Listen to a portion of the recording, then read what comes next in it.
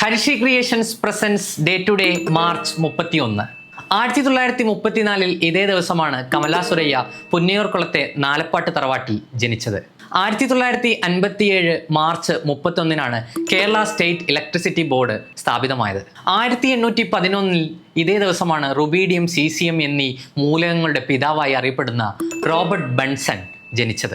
1727 March 31 ചലന നിയമങ്ങളുടെ പിതാവ് എന്നറിയപ്പെടുന്ന ഐസക് ന്യൂട്ടൺ നമ്മോട് വിട പറഞ്ഞത്. 1959 ഇതേ ദിവസമാണ് ടിബറ്റൻ ആത്മീയ നേതാവായ ദലൈലാമയ്ക്ക് ഇന്ത്യൻ സർക്കാർ രാഷ്ട്രീയ അഭയം നൽകിയത്. സിറം തെറാപ്പിയുടെ പിതാവായി അറിയപ്പെടുന്ന എമിൽ അഡോൾഫ് ബെറിങ് അന്തരിച്ചത് ഒരു മാർച്ച് 31 മലയാളത്തിലെ പ്രസിദ്ധ നാടകാചാര്യൻ CN ശ്രീകണ്ഠൻ നായരും കാർട്ടീഷ്യൻ കോർഡിനേറ്റ്സിന്റെ പിതാവ് എന്നറിയപ്പെടുന്ന റെനെ ദെക്കാർത്തിയും ജനിച്ചത് ഒരു മാർച്ച് 31